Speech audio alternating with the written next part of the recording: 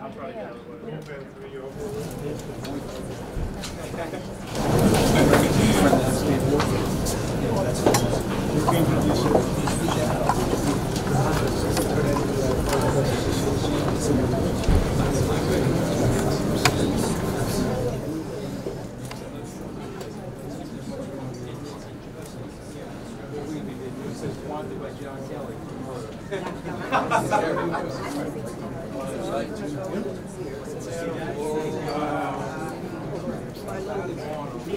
He has the Italian. First of all, thank you. Get something to drink, I hope. Thank you. I'm Italian. I got to make sure everybody's drinking and eating. Okay? He has the That's Italian important roots. I have the Greek roots, so we have a good Mediterranean combination here. I would like to thank you all for being here in this initiative of the Foreign Press Association with the great and generous support of Anthony Scaramucci. And I would like, before I give you the stage, I would like to have the President of the Foreign Press Association, Mr. David Michaels, and the Chair of the Board of Governors, Nancy Campbell, to give you and to all of our guests here a short message on behalf of the Foreign Press Association and on behalf of the Foreign Press Foundation. And then the stage is yours because there are so many questions here that people want to ask you, either off the record or on the record. And if it is off the record, no, it can be on the record. I've learned my lesson. It is certain that we don't have leaks here. We have floods. Yeah. David See, at least he speaks the truth. See that? I'm going to keep it very, very short, and of course I want to thank you very much for wanting to appear amongst all these people and your hospitality, and we're all looking forward to hearing what you have to say about your past, the current and the future. I would also like to let everybody know that this year we are celebrating our centennial year, and we have some major events at the end of the year. And if you are not a member of the Foreign Press Association, shame on you. You can join online, and we will be happy to welcome you, and you will hear everything we're doing this year and events for the future. We are also, for our centennial year, we are bringing back the Foreign Press Awards, something that was started many decades ago, and some of the old-timers that have been interviewed for the material and our story for the book that we are producing for the centennial year, which is the Foreign Press Association, our first 100 years. They explained that the Foreign Press Awards was a bit like the Nobel Prize given by the Foreign Press Awards, because we gave prizes to anybody from any of the professions, science and arts. For example, in 1947, we gave a special award to Albert Einstein. Anyway, enough of that, enough of me. I want to introduce you to a very important lady who chairs the Foreign Press Foundation, the Foreign Press Foundation Board of Governors, who's going to tell you a little bit more about what we are doing for the foundation and to advance our story. Thank you, David. I promised to be short, and I'm going to be shorter than David. Actually, I don't think I need that. Can you hear me? Yes, practice in church, right. Okay, I'm going to be terrible and exercise diplomatic right and read. We need microphone. Okay. Okay. Yes. Turn it on. It's not on. It's a microphone for what? Does it work? No. What microphone is that? Who is that? My husband would like to do this. Turn off my microphone. Who's that? That's a very good luck, because this is our centennial year, and we have to have your applause for this. Okay. So are we on? Yes. Is that better? Yeah, I think so. Okay.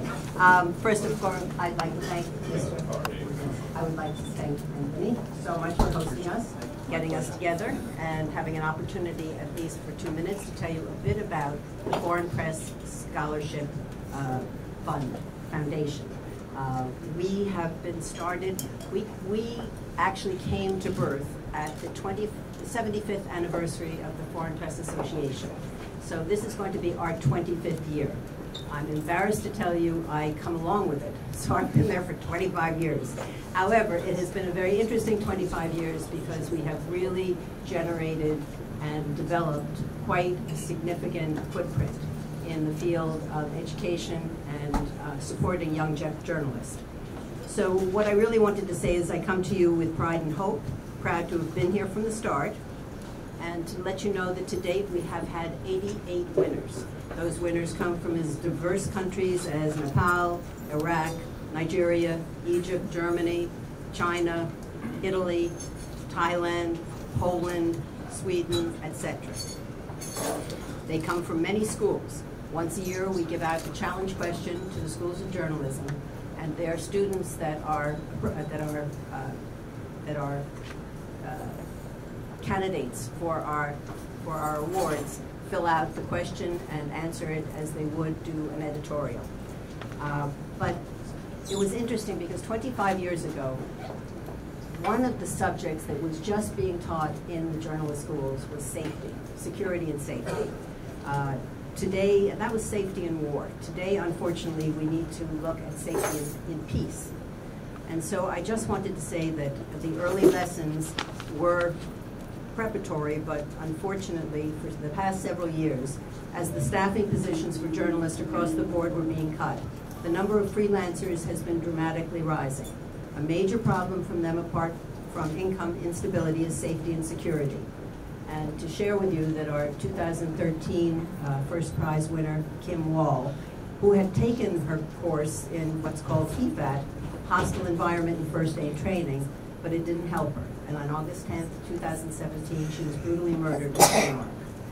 So we want to say that there is a hope for the future, and that the FBA would be proud to establish a permanent award named for Kim, and for this we're eagerly waiting corporate support. Hint, hint, if there are any corporations here, we're looking for our support. The message from her parents on the impact of the Foreign Press Scholarship Award says it all. I quote, "Gaining the FPA scholarship meant a lot for Kim. It was important proof that she had made the right decision in becoming a journalist. She was very determined, that was her way in life, and having the FPA scholarship gave her evidence that she could make it. And she did, traveling around the world looking for stories that needed to be told. The Kim Wall Scholarship will give other journalists the possibility to honor Kim's legacy and bring her spirit and let her spirit live on.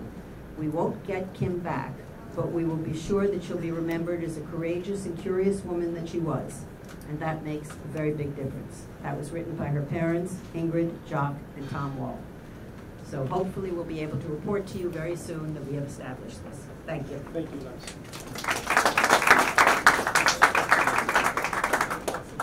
So the stage is on Anthony now, and we would like to have some remarks made, or like introductory remarks about Introductory remarks. where we stand now Okay. in terms of the American politics. Yeah. How do you see the current state of the Trump administration policies and initiatives, particularly on the immigration field?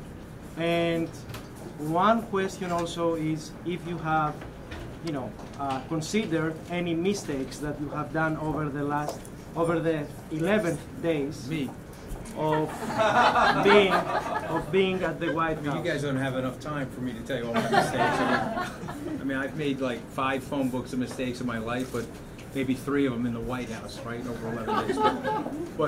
So what I would like to do first is let's talk a little bit about macro, what I see and what's going on in our country, and also actually what's going on in the world, and then talk about the policies, obviously address the immigration, and then take any questions. So just on the macro side, I think what's going on in the world, as the world made a very big dramatic push after the Second World War to globalize, as leaders from around the world decided that it was super important for us to become way more interdependent, way more economically interdependent. A lot of world systems were put into place, whether it was the World Court, the UN, all the different acronyms like the International Monetary Fund, etc. And this, by and large, worked for our societies. And so I want to take you back to right after the Second World War, and we'll go right back to like 1947, 1948, when the United States made a decision after George Marshall came back from China, where he was trying to, and unfortunately, unsuccessfully negotiate a peace in the Chinese Civil War. They embarked upon the Marshall Plan. And so what the United States tried to do is first time in history where a vanquishing nation was trying to repair the vanquished. And so they set up the template for infrastructure spending outside of the United States. And then the second thing that they did through the general agreements of trade and tariffs is they set up a very uneven trading system for the United States relative to the rest of the world. And this was super important for the world because the United States at that time was about 65% of the GDP of the world. And the United States made a decision that by having this uneven platform, if you will, this uneven trade agreement, goods and services could flow freely into the U.S. relatively unembargoed, unquoted, but we would accept quotas and embargoes from other parts of the world in order to help the world grow its democracies and help the world grow its middle class. And so that by and large worked, and it worked while the United States was still able to keep its leading position in terms of its economic superpower status. In the process of that working, one of the outcomes, one of the bad side effects, and it's not anybody's fault really, but it's just the way the world worked, is as the rest of the world became way more competitive, we in the United States started to lose certain elements of what we held dear, our manufacturing base. We created a rust belt. We had a lot of mobility of factories. After the NAFTA agreement was signed in 1993, 94, we lost about 65,000 factories as worker migration and the move for people that were allocating capital, we're going to allocate capital to labor markets that were cheaper than the U.S. And so this had a very bad outcome on a large group of people in America. And President Trump has called those people, and Amity Shlaes actually wrote a book called The Forgotten Man about the Great Depression, but what President Trump was calling those people during the election was the forgotten men and women of the United States. And so the trade policies that the U.S. put in place that undoubtedly helped the world have had this negative outcome. And so what the president's really calling for is an evening of the trade system. Before he left the G7, he asked for a parity, trade parity, tariff-free world, things like that, trying to send a message that we can create a system that's a little bit more fair, at least in the United States. One other point on the trade, when the Chinese came into the WTO, which President Clinton supported, they came in as a developing nation, and so you can Google on your phone what the advantages are for a developing nation relative to a developed nation, and it's 18 short years later, and China effectively has had this huge economic miracle. They're the second largest economy in the world, will likely eclipse the United States by 2035, 2040. And so the question there should be, should China still be in the World Trade Organization as a developing nation? And so these are all these open questions that were being litigated, not only here in the United States, but also other parts of the world. And so the unfortunate outcome of our globalization, which has made the world stronger, has made the world safer, and has made the world more prosperous than any other time in human history, it unfortunately has left out pockets of people. And so in June of 2016, when the people of Great Britain were Brexiting, it had to do with that anxiety that I'm describing, that middle and lower middle class anxiety. And I will say something to you, and I'm a little embarrassed to admit this, but I will say it to you. I grew up in a family like that. I'm not embarrassed about that. I'm embarrassed about the fact that I missed actually what was going on. And so let me see if I can explain this well. My dad was a blue-collar worker. My mom used to put his lunch pail together and put it in the refrigerator at night. He got up at 4:10 in the morning. He went to work without complaint, and he worked super hard so that we could have a middle-class upbringing. I didn't grow up poor. I was resoundingly in the middle class. However, if you price my dad's job today, his 1975 wages priced in 2015 we're down about 30% in real economic terms, which just goes to show you what happened to labor markets around the world for goods and services like my dad was providing to the world. The reason I bring this up is that nobody in my family went to college. And so when I went off to college and my brother went off to college, we were the first two family members. When I went off to law school, I was the only family member that actually had gone to law school. And so I started a process of desensitizing myself and insulating myself from my upbringing. And so I went to Goldman Sachs, and then from Goldman Sachs I built a company and I sold that company successfully. I was at Neuberger Berman and Lehman for a little while, and then I left to start Skybridge, which is where I am today. And so in that process, I journeyed through the salons of the wealthy and policymakers. I've been to the World Economic Forum, and I started to make a mistake, which I certainly hope maybe you guys have never made, and I certainly hope you don't make it anymore. But the mistake that I made is I started to live in the echo chamber of my own confirmed biases and the confirmed biases of the people that I was associating with, who frankly were primarily wealthy individuals or people that were scholars in the ivory towers of academia. And I missed, ladies and gentlemen, the discontent that was actually happening in the town and in the neighborhood that I grew up in. And so some of you may remember this. I started with Governor Walker. Governor Walker got out of the race before President Trump could nickname him. I thought that was pretty smart for him in his political career. But these other guys didn't. But when I eventually joined, after going to Governor Walker and Governor Bush, when I joined the president's campaign, then as a candidate, when we arrived in Albuquerque, New Mexico for my first campaign stop, it's where I had the epiphany that I'm now sharing with you, where I was meeting with men and women that live in the United States, that are part of the blue-collar or working-class experience in the United States. In about 30 or 40 years, we went from my family, which was an aspirational working-class family, into what I would describe as a desperational working class, where people like my mom and dad thought, okay, we're going to make the sacrifice, and our children are going to live better lives than us. They're going to move classes. They're going to create class mobility. But the people we were talking to in Albuquerque, New Mexico, and on the 26 other campaign stops that I went with then candidate Trump, you could feel that there was a sense of economic desperation, and you could feel that there was a sense of longing that perhaps their children wouldn't be doing as well as they were doing. So I want to lay that as the backdrop for where the political discontent is in the society today.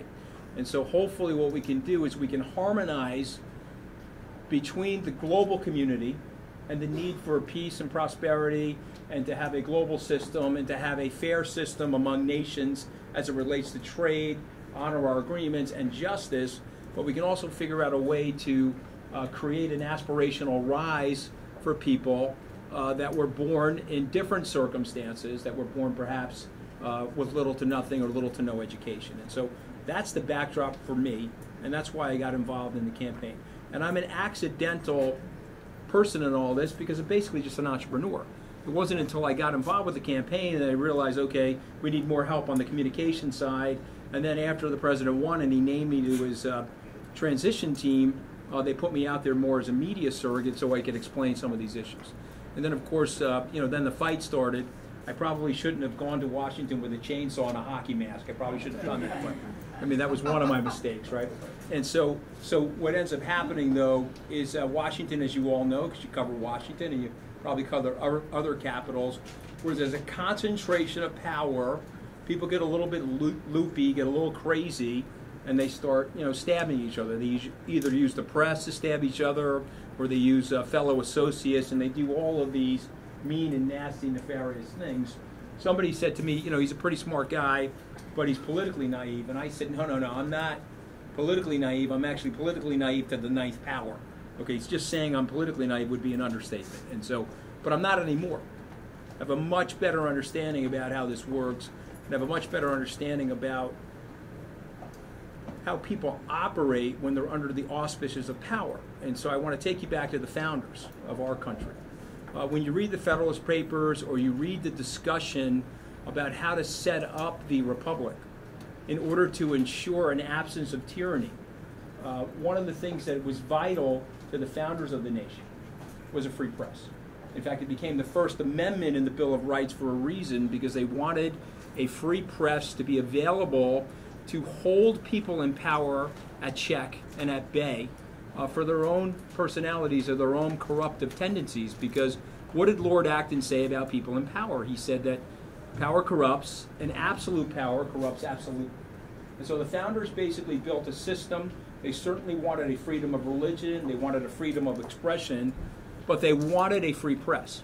And the reason they wanted a free press is they wanted people that were in power to stand in front of lights and cameras, or there weren't any there, maybe there were candles at that time, but they wanted people to stand and be held accountable so that if they got too crazy with their power, they could eventually be exposed and thrown out of office. That was effectively the mission. And so we fast forward today, 242 years, and I did make a lot of mistakes in the White House in my short time that I was there, but one of the things I'm very proud of, one of the things I'm very proud that I did, was I turned the lights and the cameras back on in the press room. I thought that that was mission critical to what we are and who we are as a nation. The executive branch of the United States should be exposed to this level of dialogue, this level of rigor, and this process, because without the process, the removal of that process, I think will make people even loopier in power than they already are, and believe me, they're on a big loop.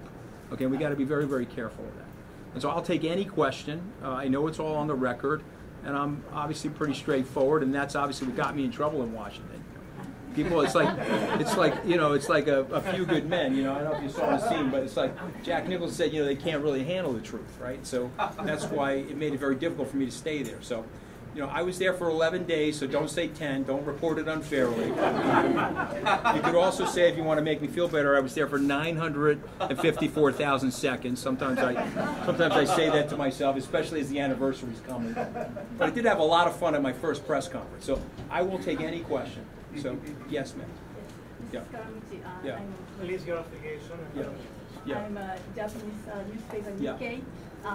In hindsight, what is the real reason that you need to resign as a communication director from White House? Okay, so I didn't resign. I got fired. It's very, very different. So I'm not one of these guys that says, okay, you're going to fire me, and then I'll pretend that I resigned for air cover. I don't need the air cover, okay? And so I got fired, and I think that the reason that was used is the conversation I had with Ryan Lizza, whose father was actually friends with my dad on Long Island, and I trusted him. I shouldn't have said the language that I said, but I mean, if you haven't said a curse word in the room, raise your hand. I want to pick out the liars. Okay, so everyone that said a curse word. Okay, so I've never said a curse word. You have. Okay, God bless you. Okay, you're the only person I've ever.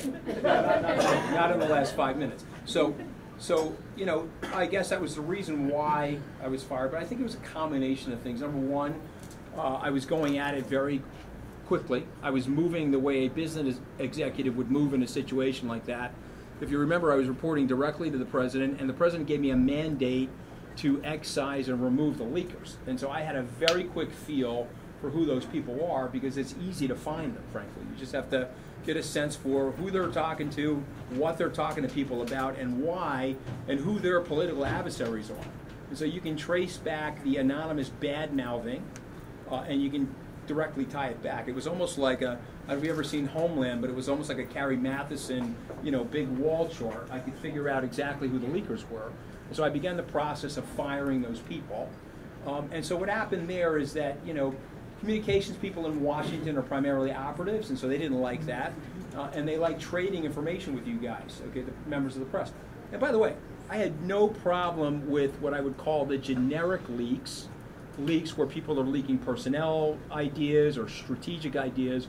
What I didn't like, and I certainly know the president doesn't like this, is the internecine fighting that was going on. You know, one group was a globalist group, the other group was a nationalist group, this person sleeping with that person, this person has a drug and alcohol problem. All of that stuff, we all thought was ridiculous, and we needed to put that to an end. So, number one, I was moving too quickly. Number two, I think my direct reporting line to the president would have caused any chief of staff the president named a problem, unless it was a person very close to me. And so since I didn't have a personal relationship with John Kelly, it wasn't a surprise for me that I was getting fired. In fact, I thought if I made it through Monday morning, I was going to be fine, okay? Because I figured I could build a rapport with him like I built with other generals. In fact, when I got fired, a couple of the Army generals that I've been to Iraq and Afghanistan with on troop support missions, they texted me, said the Army still has your back. I thought that was really funny. But at the end of the day, I got fired for political reasons, and I got fired for an inexcusable comment that I made to somebody in the press. So I have to be accountable for that. That was a mistake that I made. I'm not blaming anybody else other than myself. So I just want to make that very clear. But I think it was a combination of those things. Thank you. Yes. Yep, I'll try to get to everybody. Yeah, Yeah. Okay, why don't I take this question, then yours, then I'll take yours. How's that? I'll get to everybody. Okay, Yeah. thank you so much. Here and then here, okay? Yeah. Thank you so much. I'm a Russian journalist, and right now You've never told a curse word, right? asking Okay, that's my great. question from the Russian online media, The Insider. And I would like to clarify your position regarding the sanctions against Russia, because there were a lot of reports that you were discussing this question with Kirill Dmitriev, which is very close to Putin's family. Could you please comment on this and of course. clarify your Yeah. position? Thank you. Yeah, so I made some public remarks about the sanctions at the World Economic Forum in 2017.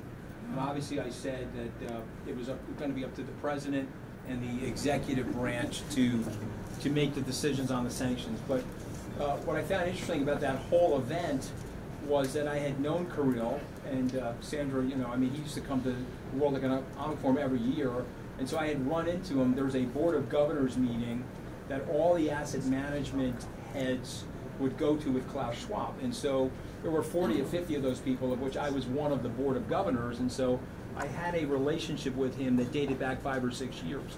I coincidentally ran into him in a restaurant. I stood up to shake hands with him. Somebody took a picture of us talking.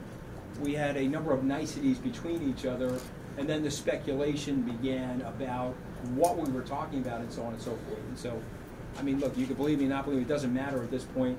We didn't talk about the sanctions, but I did make public statements about the sanctions. I can't remember exactly what I said, but I think they were along the lines of the administration needs to make that decision. Now, I'm not in the administration, and I'm not under investigation, and I don't believe there was any collusion with the Russian government or any Russians. But I will say this to you, I think it's very important to the United States, and for every nation in the world, for the United States to have a good relationship with the Russians. And if I'm going to be castigated for saying something like that, that's okay for me, because that's what I really believe. I'll take this question, and I'll go to your question, and I'll try to get to everybody. Yes. Mrs. Scaramucci, you know that is probably the most ironical moment in this life, because I'm Ukrainian journalist. And in fact, this one microphone is mine, the biggest one. This one? No, the okay, biggest one, the yeah. big one. You can recognize me about that one. Okay. I have two questions. Like, let's face it, nobody is filling out the room of journalists without any reasons. So, what is the reason of you to gather us together today, this evening? Should we wait some news in your career, probably publishing the books or anything, news in your career, personal career? We have to Yeah. we have to answer this question, Yeah. because Oh, we yeah. invited him. He invited so me. it was our initiative, and basically Yeah. he was very hesitant at the beginning to accept our invitation, because he's a very busy person, and we really appreciate that we're here to answer these questions, because it was also in our private conversations. I have to say that my suggestion is that as a public figure in the United States, you need to give some answers to the international press about how you see America today as the leader of the world. So you have to send a message, as you do right now, to different countries. But I can also understand. But Thanos invited me, so I accepted the invitation. But here's what I would also say: I'm an accidental public figure. Because at the end of the day, I was running my business, doing just fine, and you know, in life, actions speak louder than words. And so, just look at my actions over 30 years. I was running 2 successful companies, of which I started from scratch at tables that no bigger than this, but I turned into fairly large companies. And so, I wasn't anticipating entering the political world. And so, I'm an accidental public figure. But having said that, I do have a point of view, and I'm absolutely comfortable speaking my mind, but also providing historical context where I really feel I can back up what I'm saying in a facts-based way, as opposed to just the talking sound bites and all of the spin and nonsense that is driven around the process. So I don't know if that answers the question. Yeah, and the second one I also Yeah, go want ahead. to ask you, can you uncover at least a bit what is the real relationship between Trump and Russia? Yeah. Well, I don't think I'm the right person to ask that question. I've been to Moscow one time. I was 21 years old. That was in March of 1985. It was right after Premier Chenenko died, and Mikhail Gorbachev was named the General Secretary. So I don't know the answer, okay? But I think that the president has very good political instincts. Whether you like the president or dislike the president, you have to accept the fact that he went from being a business executive and a television star to the American presidency in 17 months, and he knocked out 18 other players on the field that were experienced politicians that had spent their entire lives as career politicians. And so he's got very good instincts, and I think people should take a pause and listen to what he's saying. I think it's important for the United States, as it has been for the last 100 years, to have a good relationship with the Russian people and the Russian government. I'm going to take this question first and then yours, because I want to be respectful. Yes, sir. Yeah. Albert Goldstein, Overseas Press Club of America. There are a number of democracies who are now technically illiberal democracies who have put tremendous pressure and suppression on the press in those respective countries. How dangerous is that for American foreign policy to get the message out to many of those countries, to those citizens, to promote our goals and for better communication? So, I mean, I don't know if everybody heard the question, but there's a lot of illiberal democracies out there that are silencing the press. And so what can the United States do to get their message out there better? You know, it's a good question. So what I would like to do is be fair and tell you I haven't really super thought about it, but I know that, the United States Information Agency, which was very aggressive in the 1980s, has been less aggressive over the last 3 decades.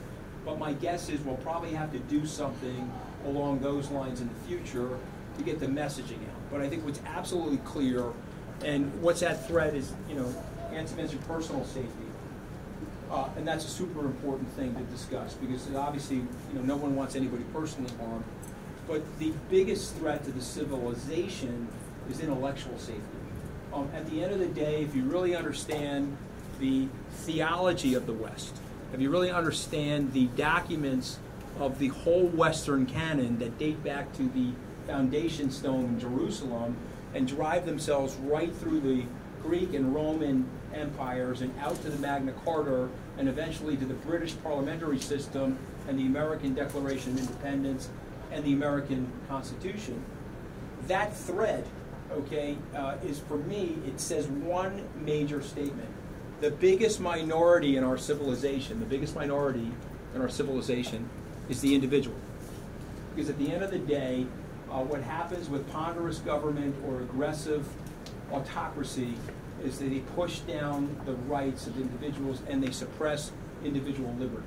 And so that's something we have to be on watch for if you believe in Western liberty and Western individualism. And so we have to figure that out. And so again, as I said, and I'll repeat myself, I'm for a free and fair press. I'm going to take this question first, then you, Nancy. Okay, I'll try to get to everybody. Yes? My question is a social question. Yes. You're in the New York Club now, and the Trump family are the New York Club. We all run across each other all the time. Do you feel any animosity at all from the family, or do you think that Trump and you have now mended fences because you've admitted and you're sorry and you got fired and you're not angry? You're not an angry person. I don't think I've ever. I mean, the question is there any animosity between me and the president and his family? And the answer to that is a resounding no. And I got fired on. I can tell you the exact time. Actually, I got fired at 9:37. It was like, it was a bad day, right? And then I got on July 31st. And so at 9:38 there was no animosity. And today, 10, 11 months later, I have absolutely no animosity. That's politics, and you can't go into that, which is the NFL of verbal conflict, and not expect to have an injury, okay? And so for me, I have no animosity whatsoever. I have a good relationship with the Trump children. I still talk occasionally to Jared and Ivanka Trump. I see Don from time to time. I don't see Eric as much, frankly. And I have, I have a pretty good rapport with the president. I don't want to exaggerate my relationship with him, but I probably talked to him 15 times since I left. And at the end of the day, I by and large, we'll get to the immigration in a second, I think he's doing a very, very good job, and I think he's trying to disrupt and hack the political system in a by and large positive way. There's things that I would do differently, and if you ask me that question, I'll give you the answer. But by and large, his trajectory is right. He's got very, very good instinct. But I have no animosity, and I didn't have animosity the first day I got fired. I don't have it today, and I won't have it tomorrow. I just not my So nature. I just wanted to add, when you've mended, so to speak, the fences, your feeling is very calm. That if need be, I didn't you think could there were try any to get to him fences. again. I don't think there were any fences for me to mend, just to be totally That's honest with very you. key. Thank I you. don't think there was any fences for me to mend. He's got the toughest job in the world.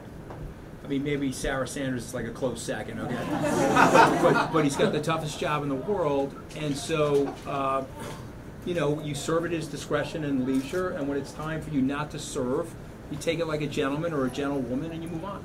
I think I've really done that. Thank you. Let me take this, and then I'll get to you, and I'll try to get to everybody. Go ahead, Nancy. As a businessman and a diplomat, it has been very important to me to listen. I listen to you, and there is a regard for the clarity of what you're saying.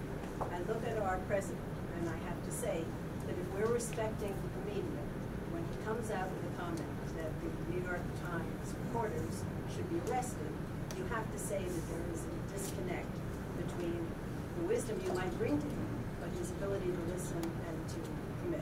Okay, so I don't know if everybody heard the question, but the president sometimes is prone to personal invective on Twitter, and sometimes he makes it personal towards journalists. And so the question is that a good strategy? And if it isn't a good strategy, how could we convince him to not do that? And so here's the issue. And so you can take this to the bank. You can ask anybody that really knows it. The president does not have a thin skin. So if you're writing about his thin skin, you're missing the point with the president. He does not have a thin skin. What he has is a counterpunching personality, and what he has is he feels he's being inundated with negativity. And don't go by me, go by the Harvard study, just Google it. I think 75, or I think in Harvard's case it was 91%, in Pew Research it was 73% of the press is resoundingly negative and biased negative towards the president. And so his reaction to that is quite visceral. He's a counterpuncher. Just think of what he did to Rosie O'Donnell over 10 years, okay? And so he does that because he thinks it's his path to survivability and it's his path to re-electability. And I think if the press dialed down on him, he would dial down on them. And one of the things I was trying to do, and unfortunately I didn't get enough time to do it, but step one was to turn the lights and cameras back on. Step two was to take him out of the style box that he's in right now, where he's sort of locked into Fox News and Fox and Friends, all good friends of mine. But let's move him back into the mainstream media, where he accepts interviews from Lester Holt, and he did one with George Stephanopoulos after the Singapore summit. Let's do more of that, because he is a television star, and he can command a stage. He has an interesting and quite different communication style, but it is actually a very effective communication style. Let's just face it, he became the president of the United States. So he's doing something that's quite communicative. But you're asking me a question directly, and I'm going to answer it. I don't like the personal attacks on the journalists. I don't like the personal invective. I can tell you, though, from my life experience with him, is when he feels undefended by his media surrogates or his media advocates, he'll take to Twitter and launch those Twitter bombs or those Twitter Scud missiles or whatever you want to talk about, okay? And so if you looked at my comms plan, which I drafted over the weekend before I got fired, and I think CNN put it out on the news, you go look at my comms plan. One of the things I put in the comms plan is let's fortify him with a ton more advocacy and surrogacy, both from inside the party and his administration, but also outside, so that business executives, business leaders, large and small, men and women, who liked his policies could get out there and articulate it. And that would dial down some of that. But I don't like it. If I'm asked a straight-up question about it, I say, I'm sorry, I don't like it. I also have said very publicly, you can find my public remarks, and the war declaration on the media. Okay, the war declaration came at CPAC in February or March of 2017 by Steve Bannon. Okay, now we used to be friends. We're not friends anymore, but you probably knew that already. But I didn't need a newsflash on that. But that sort of stuff is not going to help anybody. Okay, We can have an adversarial relationship with the press. Okay, many administrations have had that, okay? But what we can't have is an inimical, vitriolic warfare with the press.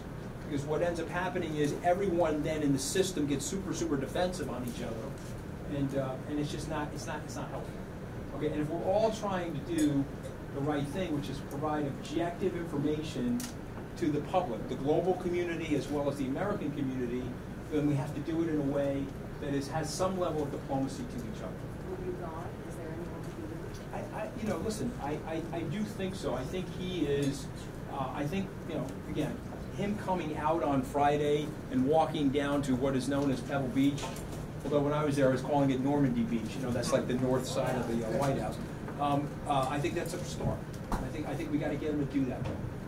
Okay, so I don't know where I was here. We'll go here and then I'll try to get to everybody. Yes. Earlier, two things. Earlier, you were talking about the campaign. I want to get your reaction. Paul Manafort being jailed for alleged witness tampering. Also, the State Attorney General of the state of New York filed a lawsuit against Trump and his family for using charity funds to support a political campaign. And we also have, I know you kind of disagree a little with the president on his immigration policy. Okay. So there's three different questions there. So let me take the first one, okay? The first question is Paul Manafort, what's my feeling on that? So I don't know all of the facts of the case, but I was trained as a lawyer a long time ago. And what I'm worrying about in the facts of Paul's case is the decision to put him in jail. It seems like that punishment is incongruent with the crime. But again, I don't know all of the facts of the case. I'm sure there'll be somebody that will hear those remarks and rebut it and explain to me why that is a fair thing to do. Okay, but in my experience, Paul Manafort is a pretty straight up guy. Paul Manafort says that he is innocent. One of the things that has happened in our society now because of the proliferation of social media and the proliferation of media in general is that we have a very big witch hunt going on. I shouldn't use that word because I know people in the press don't like it because the president used it, but we have a very big, we are guilty until proven innocent.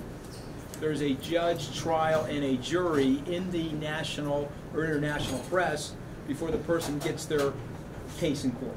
And I think that's unfair to Paul Manafort, as it would be unfair to your brother or sister. And so for me, I think we should just wait it out. Let's see the case go to trial. Let's hear all the facts. A jury or a judge will decide it. And then, we'll know what's going on with Paul Manafort. But it feels to me that it was a little incongruent. He paid the bail. They took his passport. They're saying he was tampering with witnesses, so they needed to put him in jail in order to keep him away from his cell phone. I'm not sure that was 100% fair, but that's fine. On the president's charity, I'm writing an op-ed, which will be, I think, in the New York Post or one of those publications about the charity, explaining that the president gave over $19 million out. He took in about $18 million. And so the notion that he was using it nefariously. Did he commingle the funds between a charity and a okay, so listen, I'm going to be talking very factually. Right. He says that he did not. Okay. Do I know, am I an accountant? Did I audit the books and records of the charity? I did not. So I can't say to you he definitively did not. But he says he did not, and I will take him at his word because he is not settling this case. Okay, he had a situation with Trump University. He said, okay, people got hurt. Some of it he really believes wasn't his fault. He probably overly relied on people that were running it for him, and he paid the settlement in the Trump University case. But he's very adamant about this, that he didn't do anything wrong. Okay, now, again, I don't know what happened in the Bill and Hillary Clinton Foundation. I know that there's been a lot of accusations made there. So all I'm saying, and I think all the people perhaps in this room would agree with me, and most Americans, I believe, would agree with me, let's just make it fair. Let's just make it an even and fair playing field. Okay, in the president's case, 18 million went in, 19 million went out. I'll let you guys look at the Clinton books and records to determine what went in and what went out. You guys take a look at it, and just let's treat everybody on the same playing field. Third question is on immigration. Okay, so I am from a family of immigrants. Okay, and I'm from a family of immigrants that were not educated. Okay, so let me just address that for you. These are people that were living in southern Italy that could not find jobs. And when they got to the United States, in the shop windows here in the United States, the word was Nina. Now the Irish will remember that word because what it meant was no Irish need apply. Okay, but the Italians, because they also started with an I, it met them too. So no Italians, no Irish need apply. And so my family struggled to assimilate into the country and to live dignified lives, and did live dignified lives in an honest labor pool. Okay, that's what the country's about. That's what the country's about for me.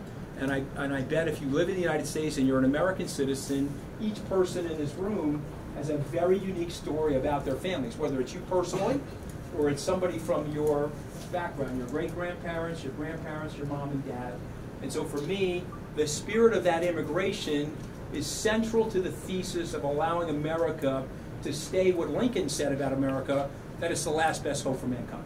And he explained why in his second inaugural, that it's a place that embraces diversity. It's a place that welcomes people, and we should be able to figure out and resolve and figure out our differences. So the immigration policy is by and large sound for the following reasons. If you have a welfare state, and Milton Friedman, the Nobel Prize winning economist, said this, if you have a welfare state, you have to protect and secure your border, otherwise free market principles dictate that people will flood across the border to participate in your welfare state. And so what he argued was, if you want to get your citizens of your nation at full employment and prosperous with rising wages, set up a legal system of immigration and allow people to immigrate to the country legally.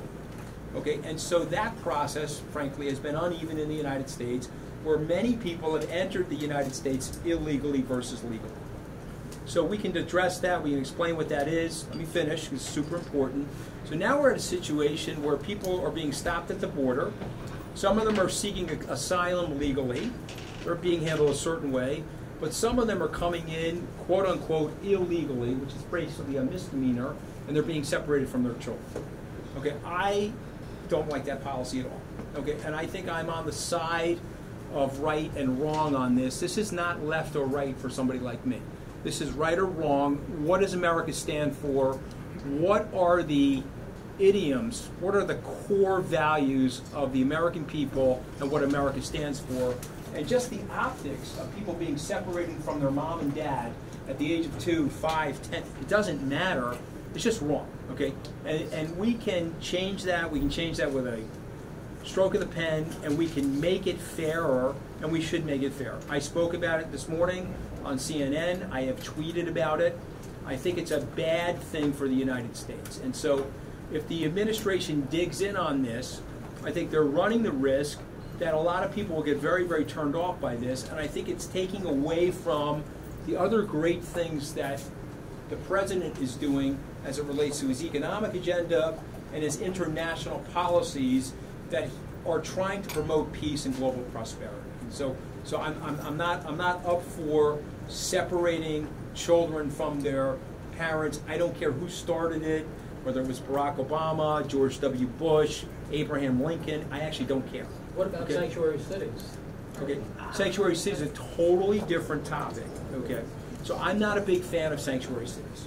So Why? basically, okay, because basically, unless I had the definition incorrect, and you can correct me, what a sanctuary city is, you've come here illegally, but that's okay, you can find sanctuary here in our city.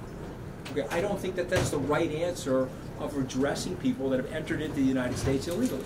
Now, I'm not saying that they need to be expelled from the United States the way Elian Gonzalez was expelled from the United States 17 to 20 years ago, but we have to come up with a better answer than just quote-unquote sanctuary cities, because here's what the politicians are doing.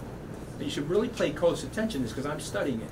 They are practicing the politics of division. They're practicing identity politics. They're practicing emotional politics, where you want to be a righteous and moral person, and you want to protect somebody from being stolen out of their house and thrown out of the country, and I understand that, okay? But what you have to understand is that there are totems that have now been put in place that are polarizing the society. We're smarter than that. We're better than that as a group of people, and we've got to stop that nonsense. We have to dial out of that nonsense and dial into real practical solutions that work for everybody. And by the way, in the spirit of the origination of the documents of the United States, the goal was for us to compromise with each other. You may not like the end result. There's some things that you have to give at the table, and there's some things that other people have to give at the table. But then we get to the table, and it's a roughly right result. And that's the best way to govern. And so what's happening now is you're for sanctuary cities, you're on the side of good. You're against sanctuary cities, you're on the side of bad. And it's racially charged. Every epithet now is loaded with racism. Okay, so if I'm against sanctuary cities, then definitionally I'm a racist. I don't accept that. Okay, there's a better solution than a sanctuary city, and there's a better solution than mass deportation. Okay, that's what I would accept. Let me get to a couple other people. I'll get back to you, I promise. Yeah, yes, sir. Almost really with the Italian lady last time. All right, the Italians are in the house. Oh my gosh. I was going to ask me a really tough question. Let me give you my... Go ahead. All right, we'll either be ripping this card up or keeping it, depending on the question. Go ahead, Val. As you know, Italy has a new government. The Prime Minister met with the President of the G7 and was invited to the White House. They have a good relationship. The Prime Minister endorsed his position on Russia and migration. How do you see the relationship between Italy and the United States going on? And do you think that the division that emerged in the G7 could threaten the traditional interest in the United States? Okay, so there's a couple of questions there. The first question is about Italy and what do I think about that relationship. And then the second question is more about the G7 and what appeared to be the dissension at the G7. And so on the first question, I think the president is a very gregarious guy. His interpersonal skills are at the top of the field. And so when he's in a room in close setting with people, he gets on with them quite well. And he's got very good instincts of it. He's got a very good feel for people. He may not read as many books as the people in this room, but he's a very good reader of people. And so my guess is they'll get on, and that will, in general, improve the relationship between the United States and Italy. Not that it was bad before. He actually liked the other prime minister or president. His prime minister, basically, right? The prime minister as well. So I think that's going to be fine. On the G7, I think that the thing that's being missed by the general public is what the president is actually saying about the tariffs. If we have a 2.5% tariff, and your nation has a 14.5% tariff, and so a Model 883 Harley Davidson is selling in the United States for $9,000, but in your country, because of all the tariffs and the taxes, it's selling at $20,000. But yet, when you sell your motorcycle into our country, it only has a 2.5% tariff or port fee. All the president is asking for now, after 75 years of doing that, which helped to create this level of global economic interdependency, where we're no longer talking about the third world, we're talking about developing and emerging nations. The president's asking to please bring your tariffs down, or if you're not going to bring your tariffs down, then you have to accept tariff parity and allow us to bring our tariffs up. When it's explained that way, I think it's a very reasonable proposition for the President of the United States, whose job is to protect American working class families and the middle class. I think it's a very reasonable proposition. In an ideal world, we all lower our tariffs and we promote way more free trade, because all of us that have studied economics know that more free trade is better than less. But what the President is saying, which I happen to agree with, we can't have the trade system uneven anymore, because it's crippling a very large group of our population.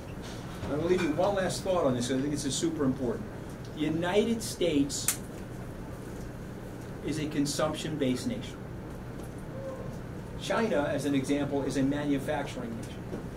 You need the United States to increase its aggregate demand, and you need wages for middle class and working class families to go up in the United States if you want global growth and you want global prosperity. Because you don't have enough government spending or enough demand from wealthy individuals to draw the world back through the 3.5%, 4% number. But if you can figure out a way to harmonize the economic policies to raise living standards for lower and middle class families in the United States, they will spend that money in the global system. And that will lead to more global growth. So this has to be fixed. Okay, it has to be probably explained a little bit better, but it has to be fixed. Okay, why don't we take like 3 more questions and then... Sir? I'm sorry, you can pull right. Yeah. And my wife is 100% Italian blood, so that Yes. qualifies. Yeah. Very simple question. Yeah. Are you considering running for public office? Absolutely not. I'm being asked by the right. No, I don't have that. I don't have. Look. I mean, by the way, I'm trying to stay married. That's the number one thing. Okay? I mean, I almost lost that too during the Soviets. So yeah. Okay, I'm going to take your question. I'll take this one. I'll take that one, and then we'll break. Right? We'll give you guys a break. I mean, I'll take more if you want. Or you guys want me to keep going? I will. Okay, go ahead. I'm really short. Yes. I'm Sandra Mel. I'm a French journalist, and I launched the Me Too movement in France before the Americans, so I'm one of the Time magazine person of the year. I wanted to know if you have an idea about the allegation against Donald Trump by all the women, because you see that 2 weeks or 3 weeks ago, Harvey Weinstein was in the court as an ex-lawyer. I know that you protect the innocence presumption, but I wanted to know if you think that it will have consequences on his presidency. What about what is your feeling about everything? Yeah. Okay, so I think I understood the question, but I'll repeat it, and if I didn't get it right, correct me. Okay, but I think the question in general is the president's facing some lawsuits from women who have said that there's been some inappropriate contact related to them or conduct. And so then the question is, what's my feeling about that, and will that hamper or affect the American presidency or his ability to... Yeah, okay, so it's a very difficult question, because what's happened now in our society is that we go after each other very, very hard, okay? And so there's a politics of personal destruction that has infected the process in our society. And so if Secretary Clinton became the 45th president of the United States, they'd be hitting her on her foundation. They'd be hitting her on the 33,000 emails. They'd be hitting her on Uranium One.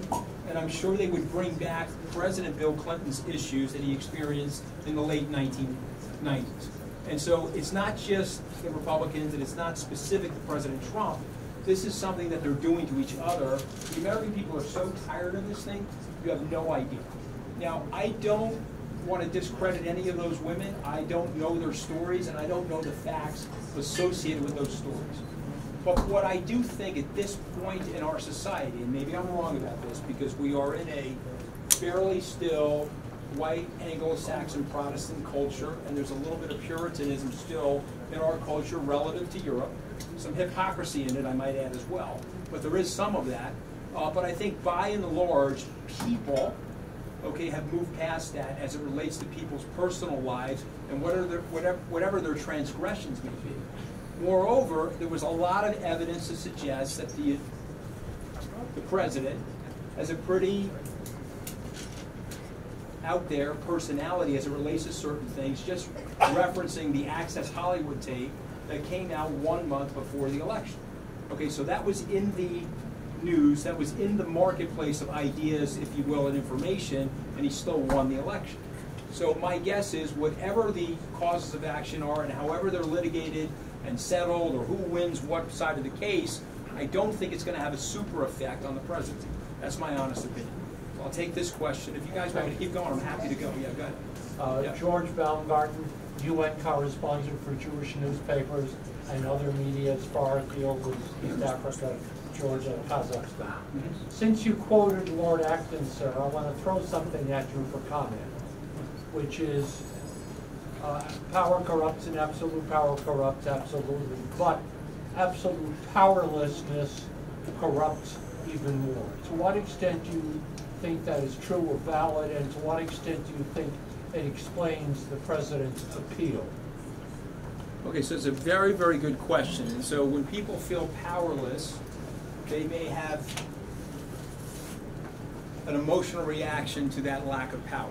Okay, let's take the African American community in the 1960s. Without the Reverend Martin Luther King Jr. and his move for civil disobedience that was nonviolent, okay, that feeling of powerlessness could have ended up in a way more violent situation, and you may have not gotten the wave of legislation and the positivity of all that had it gone in a different direction. And so you're making a very, very good statement. I think this is something that is a real truth about our societies and a real truth about our democracies. At the end of the day, when you go right back to how democracy was founded, and you go right back to Solon in Athens, and you really study what happened there, there was a breach between the Athenian aristocracy and the other layers in their caste system, where those people felt disempowered or powerless. Those people felt uneconomically, they felt disenfranchised economically, I should say. And so what happened was he went to his fellow aristocrats and said, hey, we got to cut this deal, and we got to empower them more. Otherwise, they're going to come at us with pitchforks and fire and burn up our houses. You can trace that throughout civilization, okay? At the Magna Carta, King John, what did he say? Hey, I got to cut a deal with you guys, otherwise you're going to take off my head.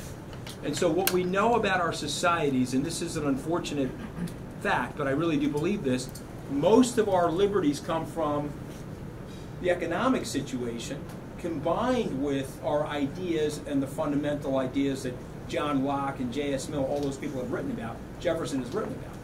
One of the reasons why you have a tough time in the Soviet Union is that it's a rougher climate, it's a rougher economy, rougher environment, and so culturally they've accepted more authoritative structures. It goes right back to the Grand Inquisitor when they were making the argument about bread or freedom. What would the people choose? And what did Dostoevsky say? They said here they're going to choose bread over freedom. And so I'm not trying to give you this long historical dissertation, but I want to explain this to you. The powerless, if you don't come up with a system and you don't come up with the right policies to enfranchise them, that is a corrosive thing to our entire social contract.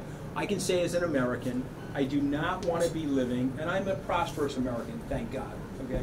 Through a lot of good fortune and hard work, you know, I've moved classes where I'm in a state of financial independence today, and I'm saying that in appreciation for my country more than anything else. I'm not saying that to brag, but what I am saying is you've got to create that opportunity for other people. You don't want to live in a barbed-wired security compound in your mansion while your fellow neighbors are striking. You absolutely don't want that. At the same time, okay, I can debate anybody about socialism. It doesn't work.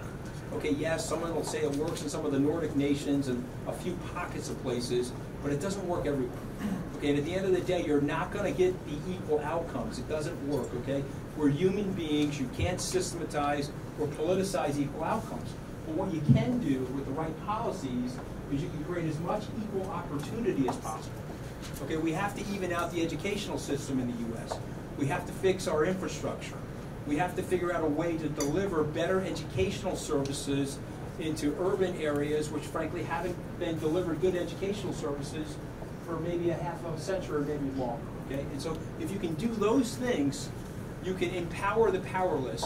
And by the way, it's not even that much. You just have to make people that don't feel powerful or they feel possibly powerless, you have to make them feel aspirational. If you make them feel aspirational and they have a belief that their children are going to do better than they are, it's great for the society.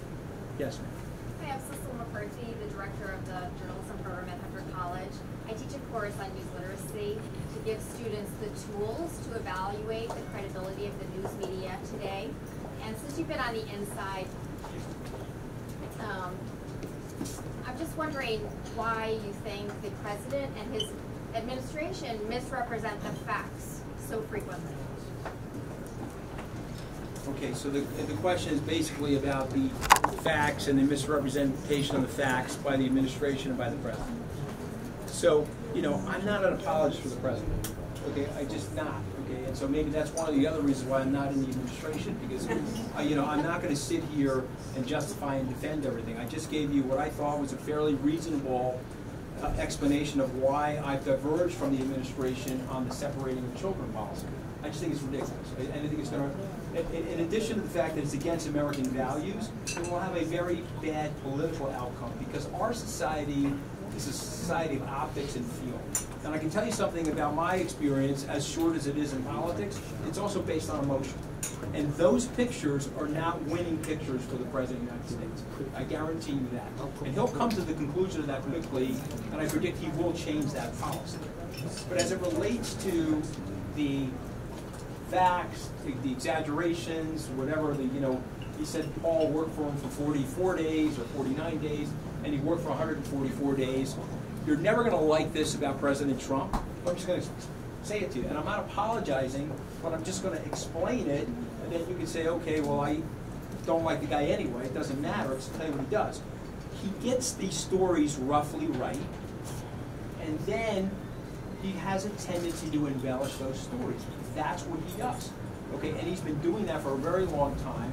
So you're not going to get him to talk in a way that you like, and I see you shake your head, and I understand why, but I'm just telling you that's what he does, and you're not changing him. He turned 72 on the 14th, and I'm just telling you, you're not going to change him. So they would be better served to say, okay, hey, look, the president, here are the facts, and they would be better served if they stood at that podium and said, okay, here's a couple fact corrections from yesterday, let's move on.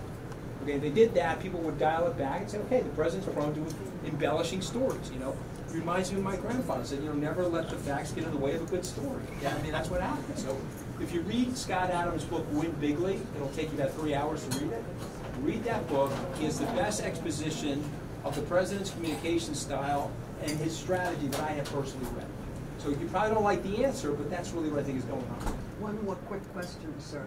We cannot because we have to cover also other questions. I'm gonna for the new Greek TV here. I'm gonna stay. I'll answer your question. Thank you so much for. I try to answer all the questions. Yes, sir. But I did ask before, and I was told to wait. Okay, give me 1 second because a lot of people are asking. Yes, sir. I'm Thomas Barat. I came from Hungary. Every businessman has a plan. I would like to know, it's a personal question.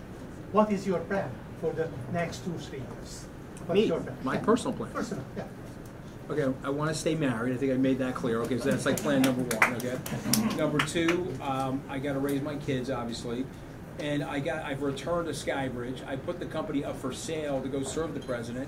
You may not remember this part of it because it gets diluted in the story, but I was supposed to be the president's OPL director. It was effectively being like his chief networking officer.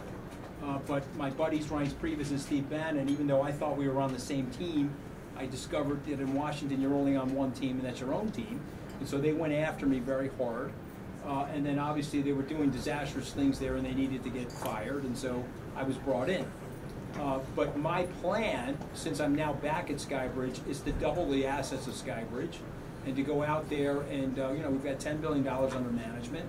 I'd like to, there's no reason why we couldn't have 20 given our performance. I do a conference which some of you have attended, and I'm going to bring that conference back in May of next year, which is the Thought Leadership Political Conference, Investor Conference. And I'm going to continue to voice my opinions in the American media or the international media where people ask me. If they don't ask me, I stay home. If they ask me, I show up. That's my plan. What about Michael Avenatti and your... Michael Avenatti. Yeah, and you're obviously romance going on there, suggestions... Romance, I got romance. Well, you know, as Steve Colbert and I said, the good news for the two of us, we were winning the hair contest with Michael Avenatti. But you know, Michael Avenatti was introduced to me actually by a Hollywood agent that I'm good friends with. You know, I'm obviously a little sore at Michael Avenatti because he's going after some of my friends, like the president and Michael Cohen.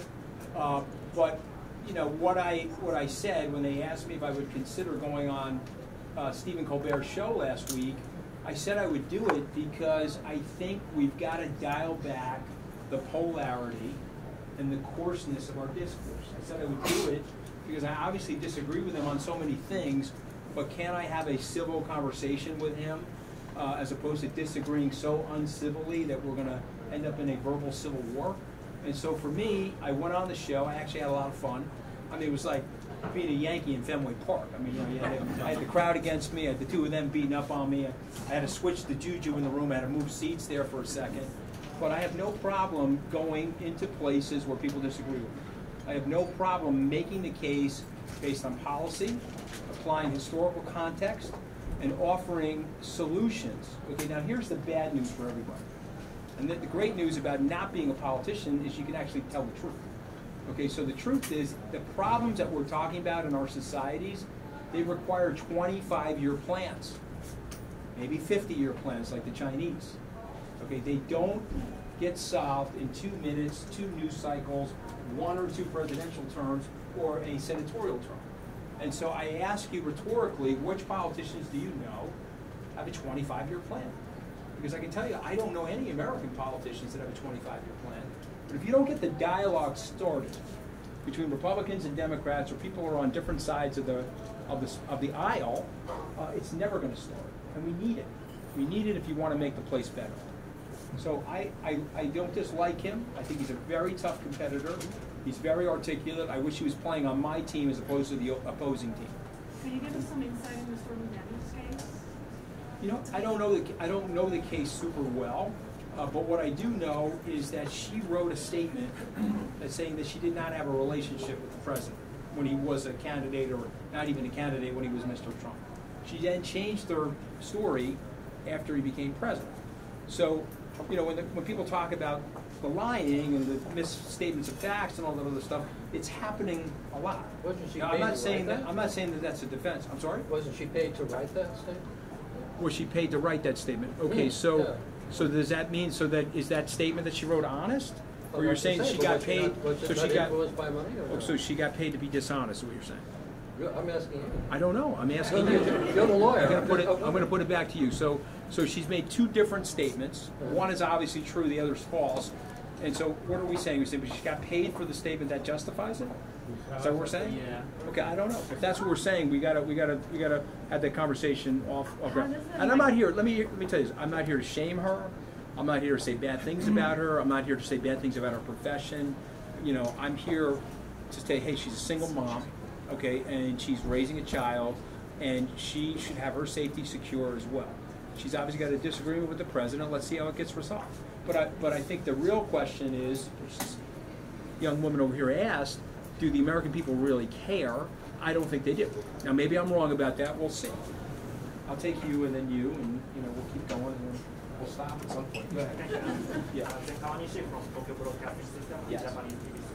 So Yes. regarding the communication department of Trump administration, many officials have resigned within 2 years. As you said, that you got fired, the politics has resigned. Some media reports that Sarah Sanders will leave the White House.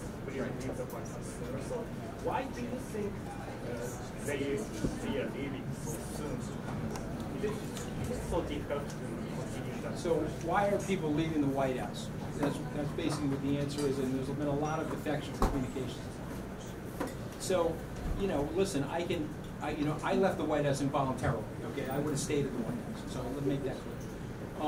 And some other people left involuntarily, like Steve Bannon. He can say whatever he wants, but I know he got fired basically on the same day I got fired. So at the end of the day, in the case where people are leaving, I think it's a very high stress, high burnout job. And I think if you look at duration from other administrations, most people go 1, 2, possibly 3 years. They make it to the midterm elections and they leave. In this president's case, people are leaving more quickly because he's the CEO, he's more like a business person, and he's less like a politician. And so if it's not the right fit, you know, he forces people to move more quickly. And if you study entrepreneurs, you'll find that in the early part of a startup, there's heavy turnover. Now someone will scoff at that and say, well, how can you have a startup inside the White House? It's the blah, blah, blah. But you have to remember, he's a disruptive human being. He got voted in for a reason. The American people do not like the status quo of Washington. I think that's very clear. So yes, there's high turnover.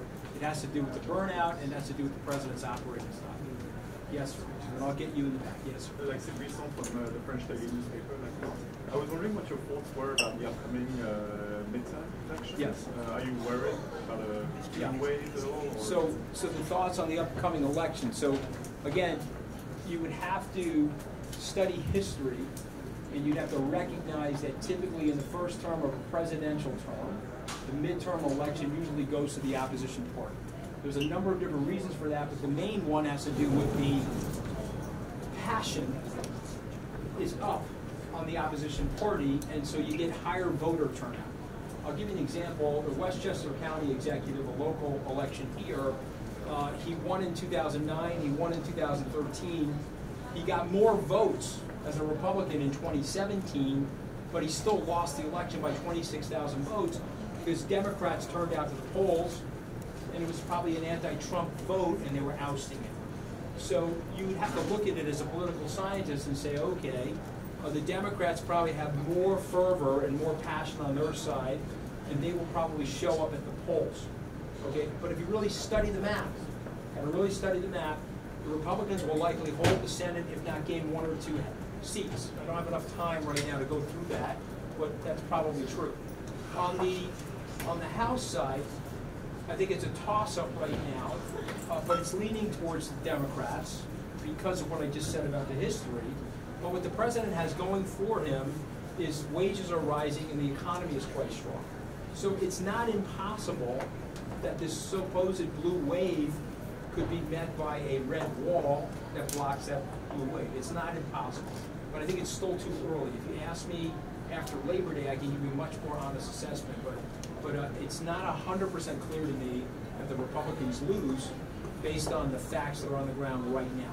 But it's politics and things change minute to minute. Can you step to the table? Yes, so I'll get to all right, I'm going to take this question and I'll take that question. Okay, yes, ma'am. I'm sorry you were waiting. Yes. I'm sorry about that. Yeah. I'm Lynn Torrey. I'm a publisher here in the actually. My question is just how do we accelerate the departure of Stephen Miller and Kellyanne Conway? You don't like that? I don't like either one. Okay. Well, I mean, listen. I mean, Stephen and I literally started on the same day in the campaign alongside of Jeff Sessions, and if you may remember this, he was working for Senator Sessions, and so I would say with him, I would say that he's not as bad as people think. That's just my honest opinion. As it relates to Kellyanne Conway, we're personal friends, and I think she likes her job, and I think the president likes her. So I honestly don't see either of them going anytime soon. I'm just being very honest. I'll take this question, and then why don't we break up, and I'll stay around for other questions. Go ahead, sir. Okay, my name is Chris Athanasatos. I represent New Greek TV, the Greek-American channel based in New York. Actually, I would like to... What's your message to the Greek people who have been through these austerity measures all these years? Take back Rice Priebus would be my message. Okay? It's available for emigration. No, I'm kidding. I'm sorry. What was the question? I'm kidding. Yeah. My message to the Greek people related to what specifically? The euro? The economy. The economy. The economy. The Greek economy. The Greek economy and their current situation. Okay, so this is something like you could never say as a politician, right? Which is why I like not being one, okay? If you look at the euro, okay, the euro is actually a fixed exchange rate mechanism. And so when you now study the 25-year evolution of the euro, it's benefited the northern countries way more than it's benefited the southern countries. Now, we can debate that because the southern countries got a lot of euro-based financing early on. But the problem with the southern countries is because of the cultures in the southern countries, they've needed to devalue from time to time in order to try to stabilize labor, stabilize the living standard. So unless the Greeks are going to have a magnificent change in their culture and adopt a northern German work tradition, okay, it's going to be very hard for them to stay in the euro as it's currently configured without some level of European Economic Union aid. It's just that's a fact. Now, if you study the German economy, what you recognize is that the Germans have actually benefited from the euro because if we were in a Deutschmarkified world, the German currency would be trading at a much higher price given their surplus and given the fact that they are very strong exports and a growing GDP. But the Germans have actually benefited from the exchange rate mechanism because they're probably, and I haven't priced it recently, but they're probably at a 15 to 20% discount relative to the euro, relative to a Deutschmarkified world. The other things that the Germans did a very good job of, frankly, and this was really Gerhard Schroeder before Chancellor Merkel got the job, is that they had a massive reform to their labor economy. He got elected by labor and he was eventually ousted. He only served one term, but I give him a lot of credit for the structural reform because Trichet, the first ECB central banker, would say that they were on par with the French and they moved their labor market dramatically. If the Greeks want a more vibrant economy, they have to move their labor market and they have to embrace more what the Germans did. And I'll leave you with this last thought. And don't forget this from a very easy lesson in labor economics. The country that can fire the most people will hire the most people. Don't ever forget that, okay? The third largest city in France is now London, right? Because they're moving, right? The third largest city in France is London, okay? And so why? Because if you can't fire somebody, you won't hire anybody. If I hire somebody as an entrepreneur and they decide to put their feet up on this table, it takes me 3 years to get rid of them. I can't fire them, okay? So the country that can fire the most people can hire the most people. But you gotta reform your labor market. You have to explain it to your people, okay? This way you'll create more opportunity, okay? And it'll be more incentive based. So that would be my message. And with that, I'm gonna end it on a positive note, okay? A positive note. By and large, thankfully, the economy of the world is doing quite well. The U.S. economy is doing quite well. By and large, there's more progression towards peace than there is towards war. By and large. If we can change some of the rhetoric, some of the bellicosity of the rhetoric, and improve on some of the style and some of the diplomacy, it'll calm people down. It'll make people feel better about things. But if you step back and you look at the economic dashboard and you look at the international dashboard as it relates to diplomacy, by and large, we're doing quite well. And we've got a lot to be thankful for, and there's a lot of reasons to be optimistic. So with that, I'll leave you guys. And thank you very much.